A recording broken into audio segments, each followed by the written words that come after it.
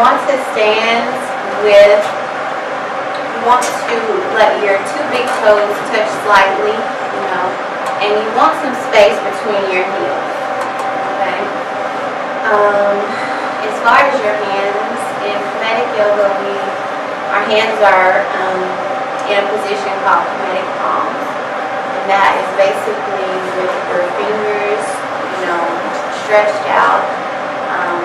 You don't want to be, nothing that's straining, you just want to be comfortable in everything that you do and relax, but you want to be erect and straight in what you do, okay? So Kemetic palms, we've got our fingers stretched out and our thumbs next to our fingers. We're just going to allow our hands and arms to rest beside our body, okay? So with the Tekken pose, what we're going to do is stand up straight, and I'm going to demonstrate first, and then you can, if you want to follow along as I demonstrate, that's fine, or you can just watch me first. So what you're going to do is, this may also be known as the swan or the swan dive, but it's called the Tekken in Kemetic Yoga. So what we're going to do is you bring your hands up and around in a circle. Right? And as you come up, your palms are going to face outward. Then your hands are going to touch, and your arms are going to feel as though you're squeezing your head in between your arms. And you're going to imagine that your arms and your hands are shooting straight into the sky. Okay? You can connect. Sometimes I connect my thumbs because it's not easy to do this. Your arms will come apart. So I connect my thumbs just to stay in alignment. Okay? Now as you do this, so let's go back down and start over. So what you do is you inhale on the way up. Okay? As your hands meet, you exhale and release. Okay? You allow your shoulders to come down and you release. And you inhale again and exhale. Now on that exhale, you're going to lift your head up like this. You exhale. And you inhale again. And as you exhale the second time, you're going to allow your head to drop back as I do. Then inhale as you bring your head up and release once again. Inhale one more time. And this time as you exhale, you want to turn your palms outward again. And you're going to exhale all the way down. Pace your breath. Okay, you want your breath to be in alignment and in synchronicity with your movement, because your breath is what allows you to get to those different places. Okay? So let's try that again. That was just the demo. You guys did really good. Wow, okay.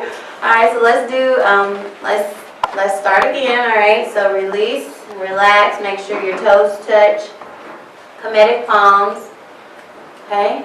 And we're gonna inhale all the way up. Exhale as your arms come together. Release. Inhale once more. Exhale your head straight up to the sky. Inhale here and release your head back. Allow it to hang back. Here you're opening up the throat chakra area there, and try to exhale and then inhale your head up straight. Okay, now exhale your arms all the way down. Make sure you're breathing out. Okay, now you may have felt, anybody feel a little energy in their hand? Circulating. Okay, it's like, wow, I feel this. Doing yoga all those years, I had never experienced that, but yeah. Okay, now this time we're going to do the Tekken pose one more time, but this time when we come down. Alright? Instead of us coming down and just remaining upright, we're going to come down and we're going to bend over into the forward, this is called forward bending pose, okay? We're gonna do that, and we're just gonna allow our arms to hang there, okay? And then I'll give more direction once we get there. For those of you that already know, before I turn it over to Erica, another avenue actually started back in 2004. I was doing a lot of civic engagement, which was like a lot of political organizing, thinking that that's what another avenue was going to be. If you haven't heard about my story, what was going on with me during that time was I was just not in a very happy place, and I was miserable. I was overweight. I was 300 pounds. My children were in high school at the time. I was in a marriage that I really didn't want to be in. And, you know, just doing everything I possibly could not to even go home. That's how miserable I was. Before I was 40 years old, I had major surgeries. I had a hysterectomy. When I was 38, I had my gallbladder removed. When I was 28, and it's like in 10-year increments, all these body parts that doctors were telling me that I did not need anymore because of whatever reason, because of the gallstones, because of the fibroid tumors. I didn't know any better. I didn't know. I let them remove those things. I was relying on the doctors to give me information. They were treating my fibroids with birth control pills. Every 3 months I was on a different birth control pill. I lost so much blood at one time that I had to be rushed to the emergency room. I had to have a blood infusion, a blood transfusion, 6 pints of somebody else's blood. And then a week after that, the blood bank was saying the blood was contaminated. I'm like, oh, I'm really going to die after all that. Had a hysterectomy, but I continued to be overweight. I haven't had beef and pork in 20 years. I couldn't understand what was going on with me in my body.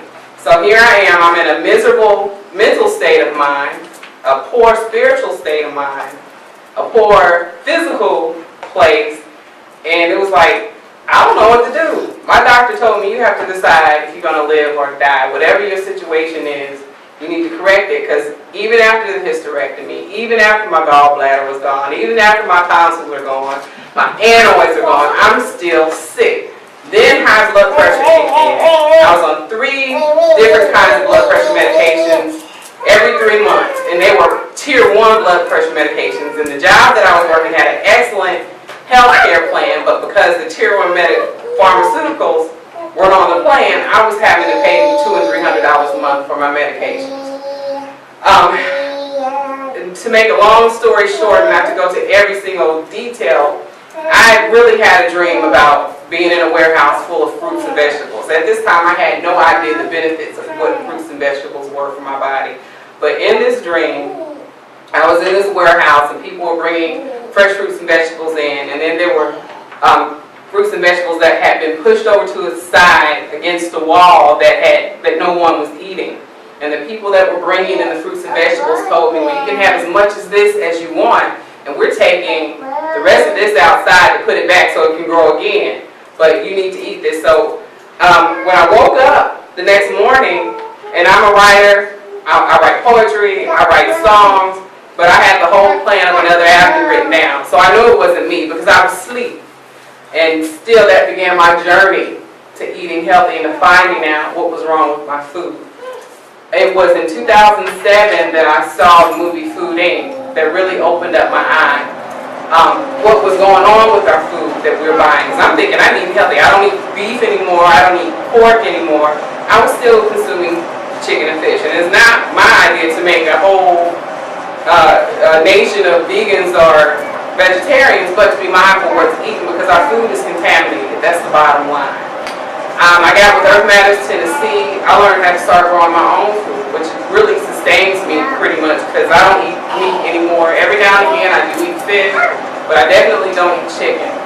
But we were able, with Mamushi Organic Nature Farm, just bringing things up to date, to identify that if you're going to eat meat or be a meat eater, eat meat that is naturally grown and grazing off the grass and what the land what God has given us.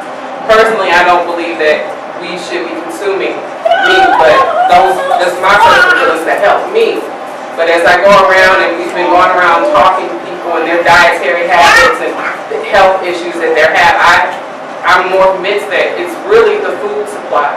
So another avenue's main goal is to, one, address the food desert in North Nashville, because there's no place to get any healthy food. You got restaurants up and down Jefferson Street, but most of those are fried, laid to the side type meals. But to get an apple, to get an orange, if I didn't have transportation, could I really walk over to the farmer's market?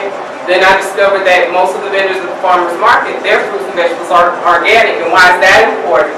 Because when you are growing your fruits and vegetables and you're spraying them with chemicals, those chemicals remain inside your fruits and vegetables, and then the toxins build up in our bodies that cause us to eventually be sick. So, after all this time, now I don't have high blood pressure anymore. I haven't had any problems with my blood pressure at all. I'm not on any medication. I was also diagnosed as a pre-diabetic. I refuse to take insulin, and that's no longer an issue now. And even though I'm still, a pretty big girl, 300 pounds is a big difference. I was like 320 pounds. I'm still, during this journey, getting it down, even without the meat, but it took a lifetime to get, not a lifetime, but it took all those years from the time I was born to the time I was, 38 and 40 years old to learn what was really going on with the food. So our goal is, one, to provide healthy food, which is another avenue, Natural Foods Market, which we're in conjunction with Mamushi Organic Nature Farm, who is our primary grower. We have garden beds already in our backyard on 1104 33rd Avenue North to grow our produce so that we can make it available in this Hadley Park community.